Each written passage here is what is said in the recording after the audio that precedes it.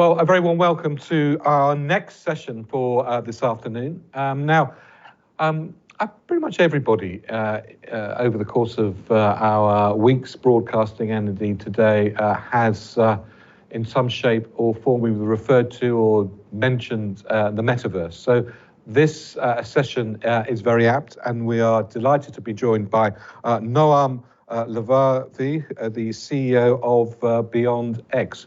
Noam, a very, very warm welcome. You have literally just arrived from Tel Aviv to New York, so thank you very much indeed for getting through the immigration as fast as you did so that you can join us. It's a pleasure to have you with us. Thank you. It's a pleasure to be here, and thanks for inviting me. Noam has been involved in, I suppose, what is now called the metaverse, but maybe before was called VR and all sorts of other technologies for many years, and is an absolute expert in this area, and especially in this area as it relates to retail. But no, maybe you can start off by just giving us a bit of flavour of your journey. I suppose physically, but clearly very virtually, in the VR world. Yeah, sure. So I think it started like maybe more than 30 years ago. When I was a teenager, I went to one of the biggest malls in Tel Aviv back then, and there was like a VR headset that people could try. It was like late 80s. Nobody knew about it, anything. And it was super heavy, and the graphic was poor, very laggy. But this is kind of like gave me an inspiration to think about what's possible, and how those type of technology can evolve during the years to create new type of imaginary worlds.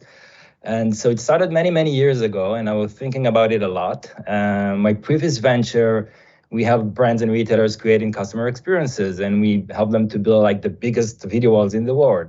We couldn't get access to the VR, early 20s, but basically what we did is created customer experiences with very large screens. And I think in 2010, Oculus, basically Palmer started Oculus, and I've basically tried all the first VR headsets prototype that they had much before that Facebook bought them, and it's kind of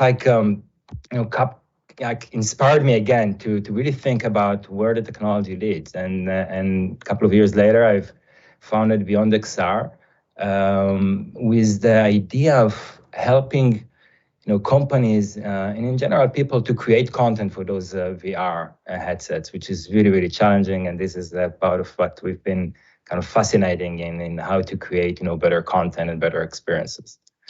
Now, how would you say this technology is either impacting retail now or will impact retailing over the course of the next few years? Yeah, I think that the retail will be impacted enormously in the next few years. I think it's only the beginning. It's just like, scratching the surface of the immense potential of what can happen to retailers. E-commerce, if you think about it, hasn't been changed for many years. On the past 2 decades, it's pretty much looked the same, all like tedious feeds with images and visuals. Well, actually, you make a really good point, because actually, if you look at the Amazon's homepage on day one versus the Amazon homepage today, is not a great deal of difference. Exactly. Nothing has really changed. I mean, around user experience and the look and feel and the UI and the UX.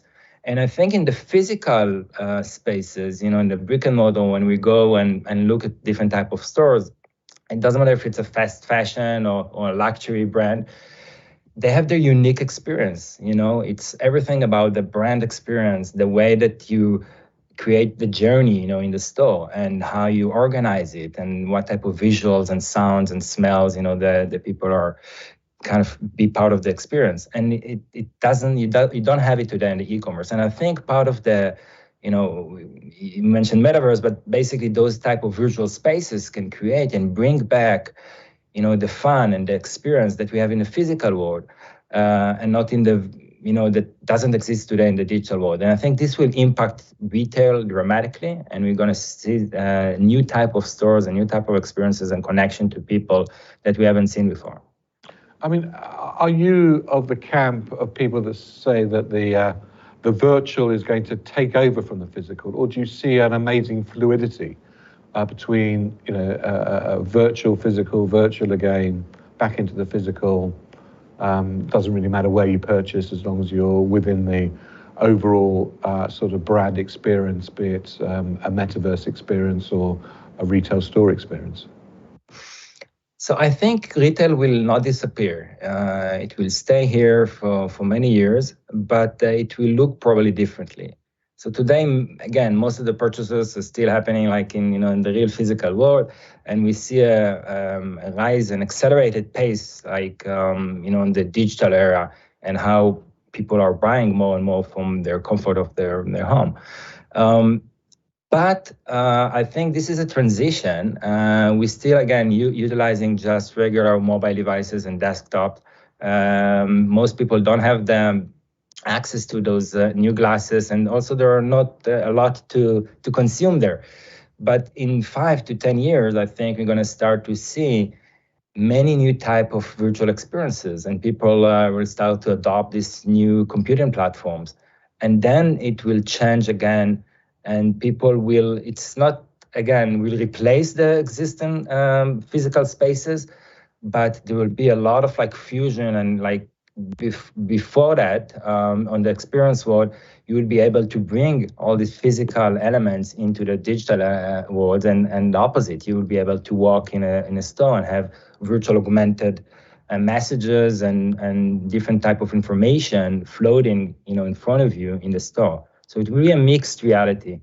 To what extent are sort of glasses going to be a component element of that experience? I mean, many of us have played around with Google Glass when it was first brought out. It made us all look like idiots in a sense. Nobody in their right mind would have been walking down the streets with it. So to what extent is that a barrier to the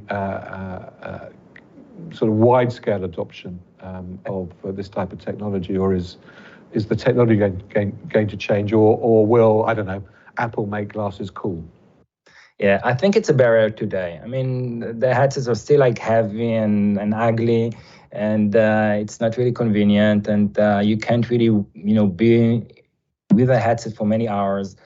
But the technology is advancing, and I think, as you said, like Apple, everybody's waiting to see what Apple are going to release. But it's not only Apple. We know that all the big giant company, technology tech companies are working on their own platform. So it's Facebook and HTC that we all know that, do the VR, but Google and Microsoft and Apple and Samsung and Alibaba and many other companies that build their own platforms to do that.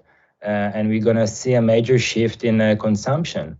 So today it's not convenient, and this is why you don't see a lot of adoption yet. I mean, lack of content, and again, the devices are not really easy to use, but they're really improving like every year. And I think that 3 versions from today's version, it will probably be much more convenient. People will, basically would be able to put like a very small glasses like I'm wearing here, and have all the AR and VR, MR capabilities inside, and it will be much more convenient. So we'll see more and more people starting to adopt this type of glasses. And later stages, probably, we see patents from Apple and other company about like lenses and different type of contact lenses that, maybe in the future will also replace the glasses. So it's only the beginning. And will our ubiquitous mobile phone play a part in that sort of interrelationship between the glass and the device? So there are rumors that Apple glasses gonna use those iPhone devices to power them. So part of the challenge of building these hardware devices is also where do you put all of this computing power? The GPU and all the different sensors and the capabilities that we have to do in mobile phone, how you fit it, in a very small glasses. So I think we're going to see transition again. The smartphones might power some of those devices because you have all the powerful, connectivities and all the sensors in the smartphone that we already carry, and they probably might be connected somehow to those new glasses. But eventually, it will be a standalone devices. So again, I think if Apple going to do that, probably a transition. But we all think about, that we want to basically use one device and not multiple devices when we communicate and consume content. Now, you've been working with some of the largest cosmetic brands operating in China. Can you tell us a little bit about what you've done and the adoption by the Chinese and Asian consumers? Yeah, so we've been helping major brands basically creating new type of virtual experiences. So think about a flagship store, that like a physical flagship store that you have somewhere in a foreign country, and you want to let people to visit it from remote. So this is part of what we've started to do with brands like Lancome in China. Created like bringing the flagship stores into the Chinese audience, but also more than that is creating their own like virtual store that fits the local audience.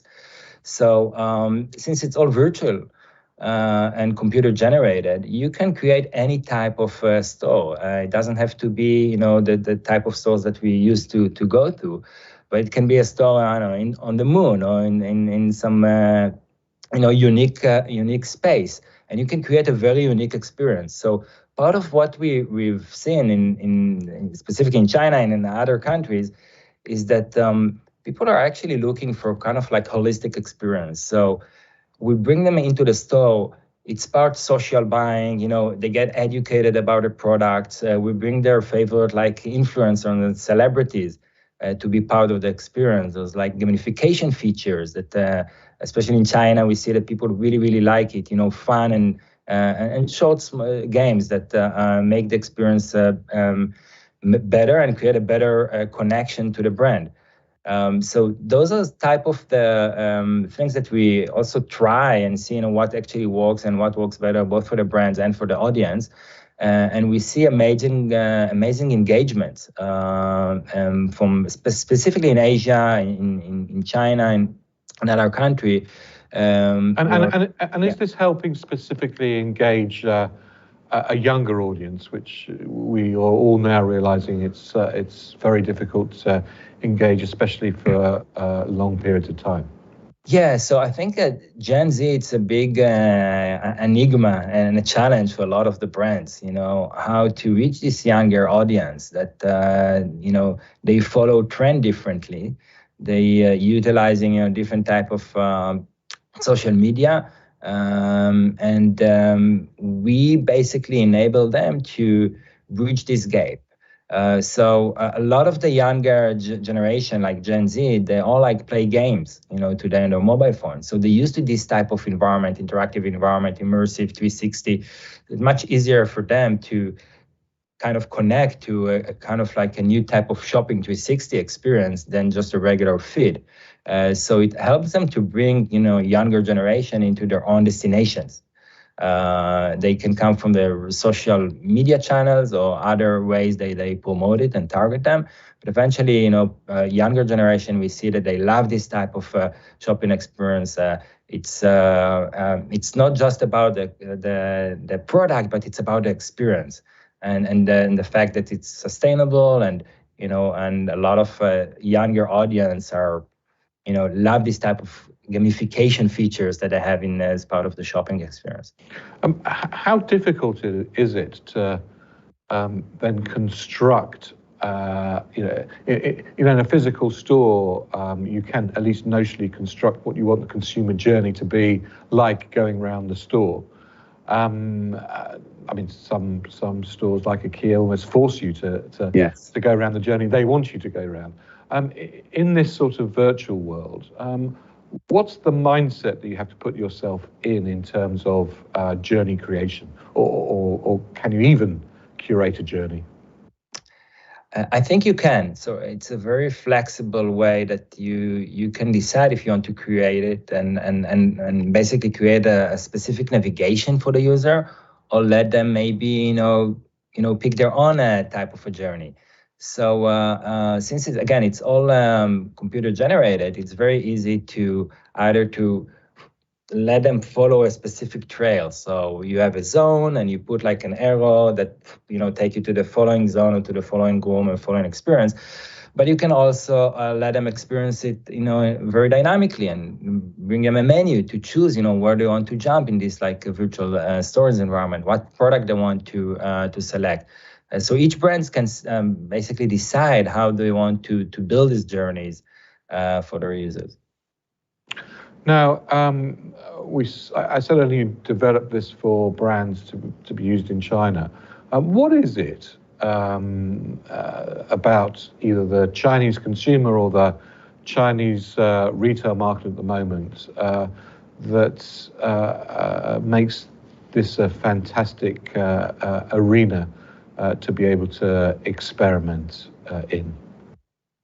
Yeah, I think first of all, they're very innovative and open for new things and innovations, and almost all the brands that we talk to, the Fortune 500, brands, they're looking at the Chinese market as their biggest market, or the biggest maybe potential market, if not today. So they want to learn about the behavior and how to approach, the Chinese consumers, and since you have so many people that try those type of experiences, you can actually learn.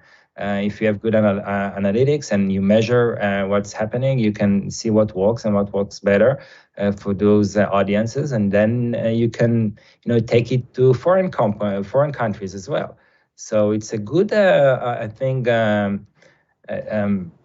would say, place to also try things and see what works and what doesn't work, and how it might affect different deployments in different markets. And are you seeing people do a proof of concept in China, learning and then rolling it out into other markets around the world from a sort of a virtual experience perspective?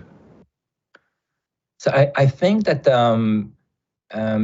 lots of companies and brands are looking on the trends that's happening in China, and sometimes they kind of like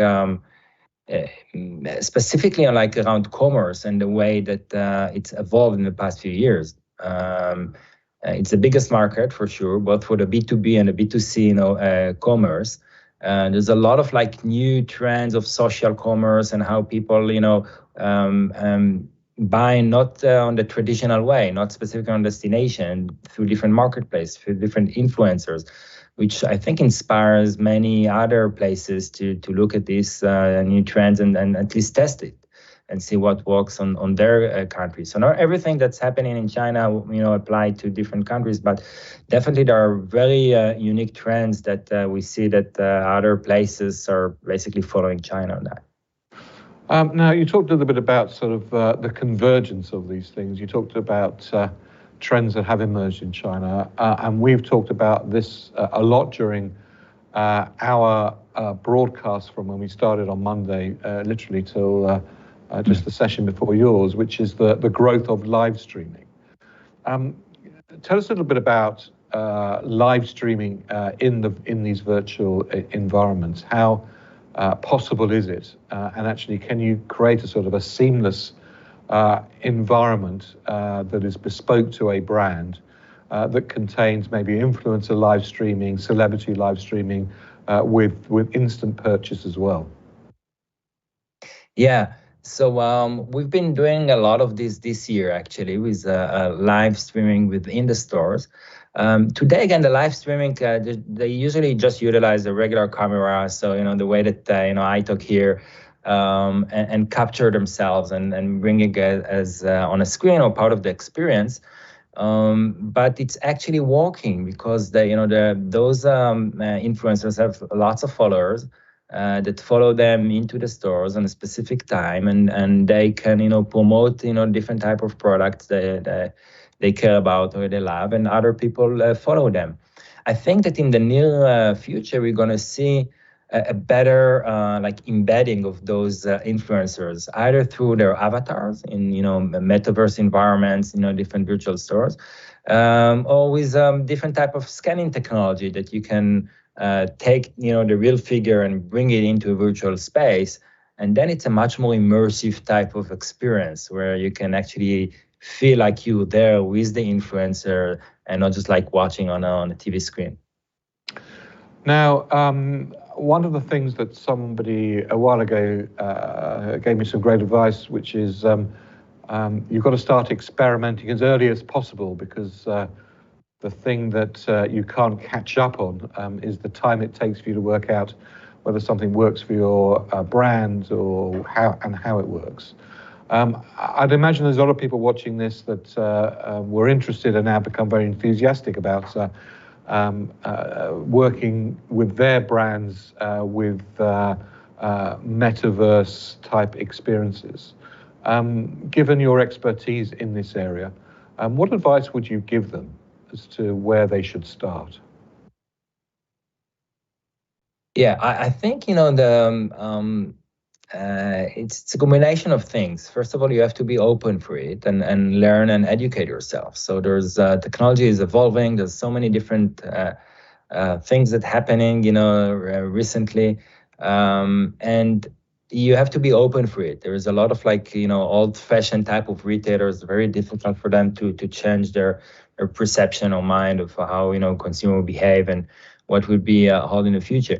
But I think it's better to do it earlier than later, because things are going to change. The e-commerce is changing, and those that will be smart to start early to better understand this new medium and new channels and how to utilize their products and bringing them in the 3D environments. I mean, we see a lot of manufacturers and different type of companies that build today their products in 3D because it saves money and effort, and it's more sustainable. You don't need to create those samples. So it starts from manufacturing, but eventually it will be part of the experience. How you actually bring those products to life and create a new type of experiences that will be create new immersion for your customers. So they have to start it, I think, early. There are different type of platform that emerges that help to create like virtual stores or virtual environment. It used to be that mostly agencies and studio did it before, because there were not like a lot of platforms available. But today there are different companies like ByondXR and other companies that provide those type of services to help basically retailers and brands do this kind of like start there to experiment this quickly. And since it's all digital and you can actually measure everything, it's very easy to understand what's worked for you and what doesn't work and how to improve it and optimize those experiences. Well, one final question on measurement. You just said that everything is capable of being measured. What type of metrics do you get out of these virtual experiences, and can you use those metrics to really course correct and improve? Yeah, so basically, and obviously we have to all follow up, on the GDPR, and there are certain things that we can collect, like for aggregative collections, but we cannot like track individuals. So what we can see is basically we track consumer behavior and those experiences. On a two-dimensional feed, there's very kind of like limited amount of data that you can collect. On a 3D environment, you can, basically look at the customer's attention, how they behave, where they're going, what type of products they like, what type of interaction they have, how they communicate in those types in environments, what's the navigation and the journey that they select. And you can learn a lot from from this information and basically optimize the stores. And making sure the journey is more optimized and you're giving a better, experience for your customers. So everything is measured, and we bring, and basically you can get the insights out of those measurements to understand how, consumers behave in these experiences. Well, Noam, thank you very much indeed. We last met in your offices in Herzliya in Israel when we had our WPP Startup Nation Innovation Tour. It seems like an age ago, pre-COVID, pre-lockdown. We will be running our WPP Innovation Tour to Israel again in 2022 for our clients around the world. We very much hope that we'll be able to see you and be able to physically see some of the latest metaverse retail applications and innovations.